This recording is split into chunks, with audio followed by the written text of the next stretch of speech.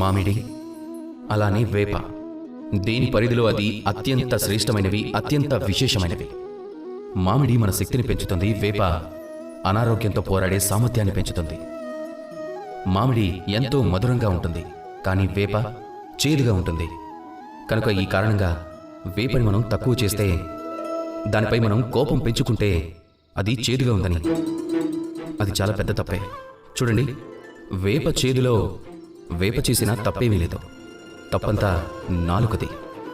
దానికి తీపంటే ఇష్టం, చేదంటే ఇష్టం ఉండదు. కానీ జీవితంలో మనం వేప చేదుని ఉపయోగించుకోకపోతే రోగాలతో పోరాడే సామర్థ్యం పెరగదు కదా. అందుకే వేపే చాలా ప్రధానమైనది. దీన్ని బట్టి మీకేం తెలిసింది? మీరు మీ జీవితంలో ఎప్పుడూ కూడా ఇతరుల కొలమానాలతో మిమ్మల్ని మీరు కొలవకండి.